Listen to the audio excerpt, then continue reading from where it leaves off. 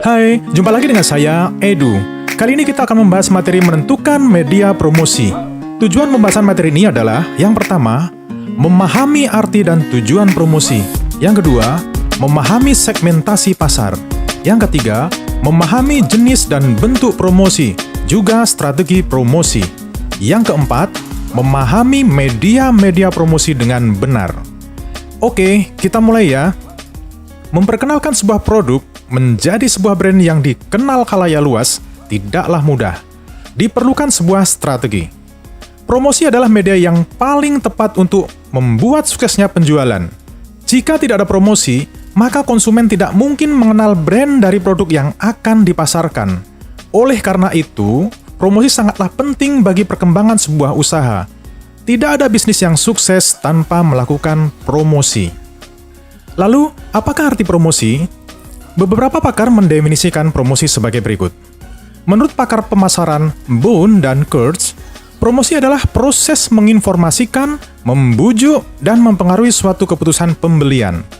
Sedangkan menurut ahli pemasaran Harper Boyd, promosi diartikan sebagai upaya membujuk orang untuk menerima produk, konsep, dan gagasan.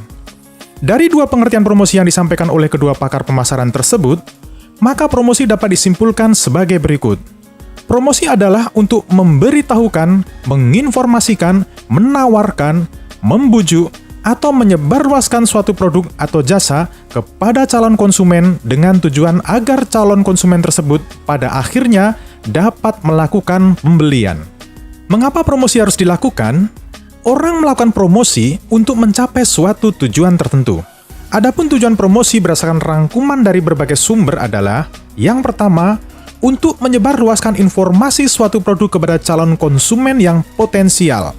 Yang kedua, untuk mendapatkan konsumen baru dan untuk menjaga loyalitas konsumen tersebut. Yang ketiga, untuk menaikkan penjualan serta laba atau keuntungan. Yang keempat, untuk membedakan dan mengunggulkan produknya dibandingkan dengan produk kompetitor. Sedangkan yang kelima, untuk banding atau membentuk citra produk di mata konsumen sesuai dengan yang diinginkan. Yang keenam, untuk merubah tingkah laku dan pendapat konsumen tentang suatu produk. Ada banyak sekali jenis dan cara melakukan promosi. Beda produk atau jasa, beda pula cara dan media promosinya. Berikut ini adalah jenis-jenis promosi yang biasa kita lihat. Yang pertama, promosi secara fisik. Promosi dapat diadakan di lingkungan fisik yang biasanya dilakukan pada acara-acara tertentu atau event-event khusus yang diadakan di suatu tempat seperti pameran, bazar, festival, konser, dan semacamnya. Biasanya para penjual membuka semacam stand atau booth untuk menampilkan dan menawarkan produk atau jasanya. Kelebihan jenis promosi secara fisik dan langsung adalah dapat menjangkau langsung ke para konsumen. Sedangkan kekurangan cara promosi secara fisik adalah sangat terbatasnya jumlah calon konsumen karena hanya diadakan di lingkungan atau area tertentu, seperti perkantoran, kampus, sekolah, dan semacamnya. Yang kedua, promosi melalui media tradisional. Promosi ini dilakukan melalui media cetak seperti koran, majalah, tabloid, dan sejenisnya, serta media elektronik seperti radio dan televisi, serta media di luar ruangan seperti iklan banner atau papan reklame atau papan billboard. Kelebihan promosi jenis ini adalah dapat menjangkau lebih banyak calon konsumen daripada dengan promosi secara fisik, karena jangkauan media yang cukup luas. Kekurangan promosi jenis ini adalah membutuhkan biaya yang sangat besar, karena melibatkan media-media besar seperti televisi, penyedia papan billboard, dan lain sebagainya. Yang ketiga, promosi melalui media digital. Jenis promosi ini melalui media internet dan sosial media atau jejaring sosial. Ini adalah cara modern untuk berpromosi, karena memungkinkan orang melihat produk atau jasa yang dipromosikan melalui teknologi terkini seperti ponsel maupun laptop. Kelebihan promosi ini adalah dapat menjangkau orang yang sangat luas dan waktu dan biaya yang efisien. Kekurangannya adalah banyak sekali kompetitor atau pesaing yang ikut bermain di dalamnya. Ini berarti para pemasar mempunyai tugas yang cukup berat agar lebih kreatif lagi dalam melakukan promosi melalui media digital agar menarik calon konsumen dibandingkan kompetitor. Dari beberapa jenis promosi tersebut, promosi melalui media digital adalah yang paling banyak dilakukan saat ini, karena faktor efisiensi biaya dan penyebarannya yang sangat luas dan relatif lebih cepat. Berikut ini adalah contoh langkah-langkah melakukan promosi, yaitu yang pertama, melakukan promosi. Kenalkan produk kepada konsumen dengan cara kreatif agar menarik konsumen. Pengenalan produk tersebut dapat melalui media cetak, misalnya surat kabar, majalah, brosur, pamflet. Melalui media elektronik, misalnya televisi, internet, media sosial, atau dari mulut ke mulut. Yang kedua, memilih lokasi yang strategis. Pemilihan lokasi juga merupakan faktor penting dalam memasarkan produk. Pilihlah lokasi yang mudah dijangkau oleh pembeli.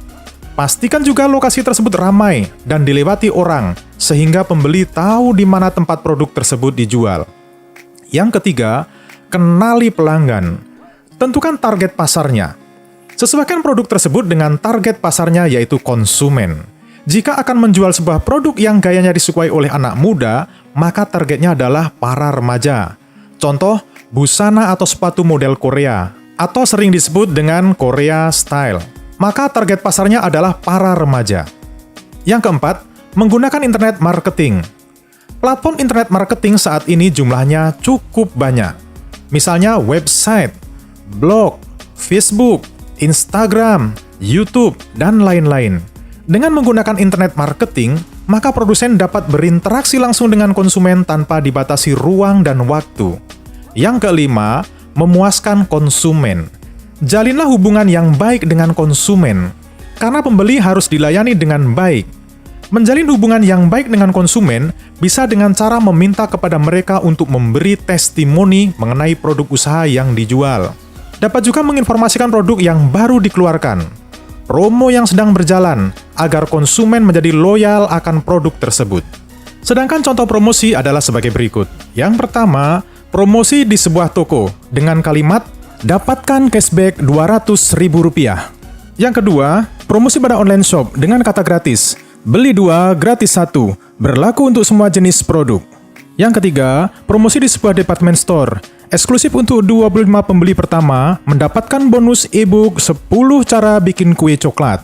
Yang keempat, promosi di sebuah restoran, tunjukkan kartu pelajar jam 12 sampai jam 15, makan minum bayar 10.000 saja. Dalam melakukan kegiatan promosi, maka diperlukan kegiatan segmentasi pasar. Apa yang dimaksud dengan segmentasi pasar?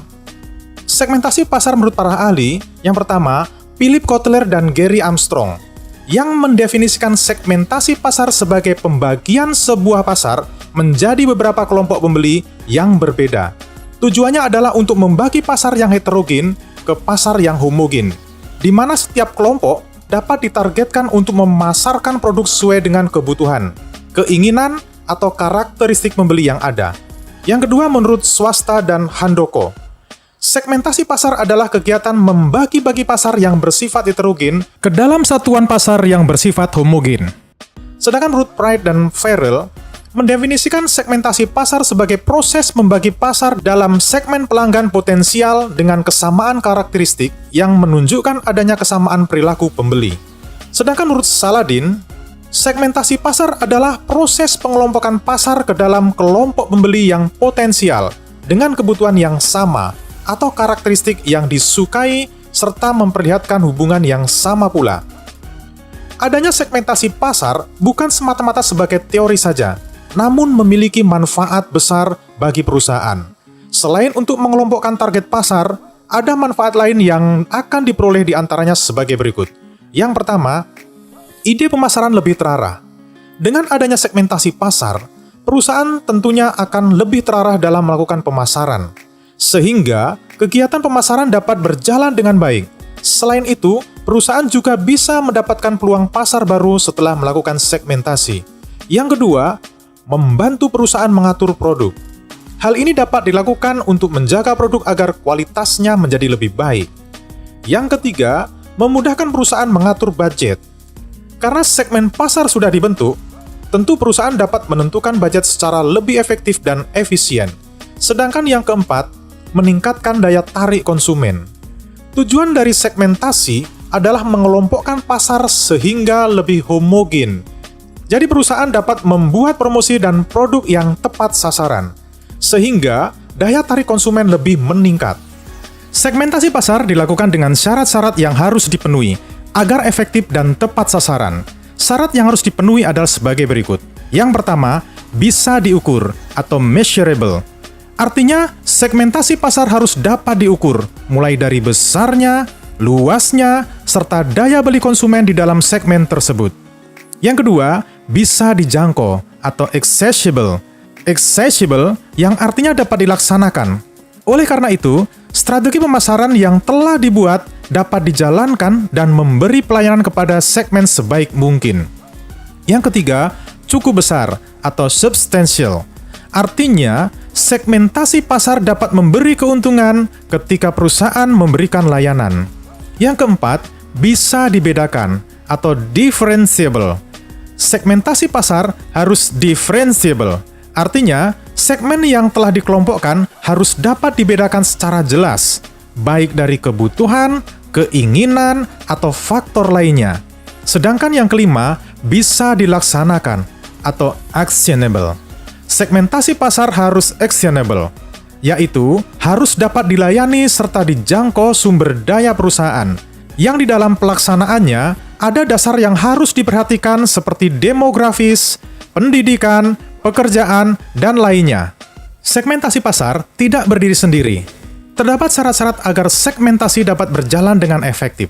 Selain itu, segmentasi juga memiliki beberapa jenis untuk menjadi pembeda dalam pengelompokan. Di antaranya adalah sebagai berikut. Yang pertama, segmentasi lokasi. Segmentasi lokasi artinya pengelompokan target berdasarkan lokasi. Tipe segmentasi lokasi ini bertujuan agar perusahaan lebih dekat dengan konsumen, sehingga semua biaya pengeluaran dapat ditekan lebih murah. Misalkan, produk otomotif dari negara Jepang yang membangun perusahaan perakitan produknya di Indonesia. Contoh, produk sepeda motor, mobil, dan lain-lain. Yang kedua, segmentasi waktu. Segmentasi waktu adalah pengelompokan berdasarkan waktu. Bisa dikatakan bahwa segmentasi waktu ini bersifat temporary. Misalnya, ketika Idul Fitri tiba, maka segmentasi yang dibidik adalah umat muslim karena akan merayakan Idul Fitri. Setelah Idul Fitri, maka segmentasi akan berubah lagi. Yang ketiga, segmentasi harga.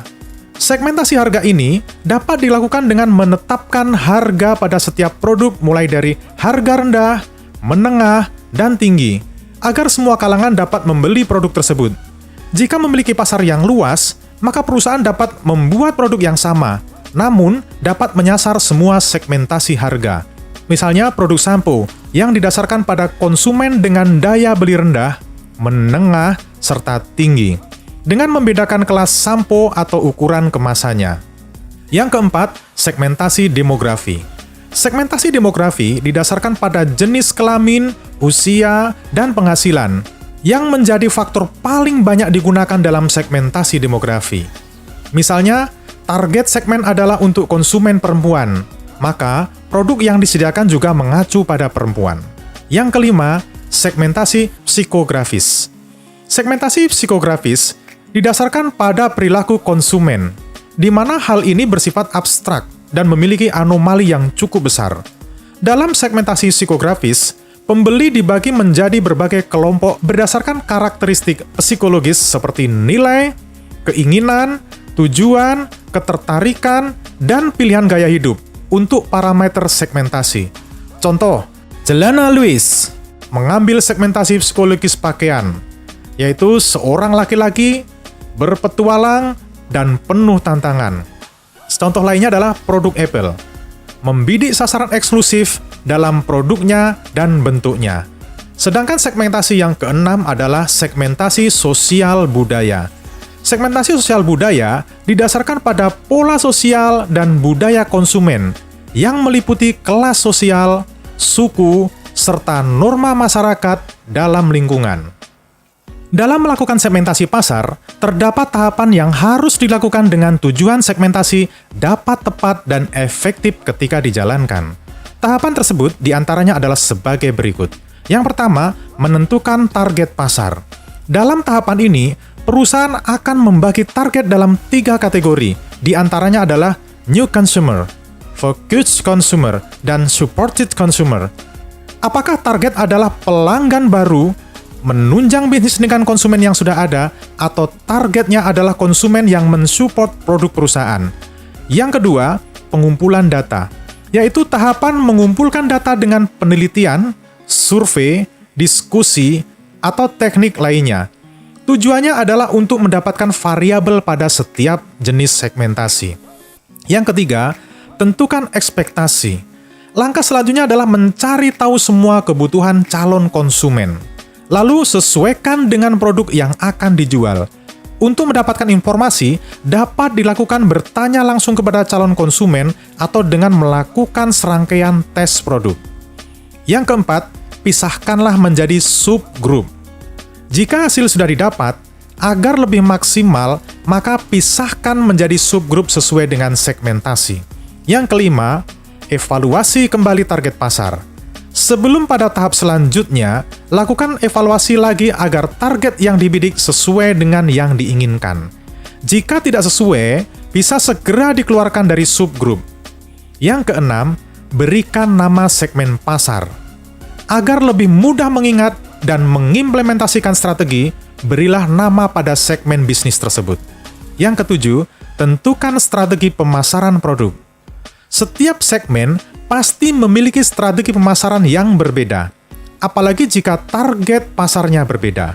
Jadi sesuaikan target pasar sesuai dengan strategi pemasarannya. Sedangkan yang kedelapan, evaluasi respon pasar. Jika strategi pasar sudah berjalan dan menghasilkan penjualan, diperlukan informasi respon dari konsumen, terutama mengenai kekurangan dari produk yang dipasarkan. Catat semua masukan yang diberikan konsumen dan segera lakukan perbaikan. Oke, sampai di sini materi menentukan media promosi. Untuk kelanjutan dari materi ini, akan Edu sampaikan pada video selanjutnya. Sampai jumpa!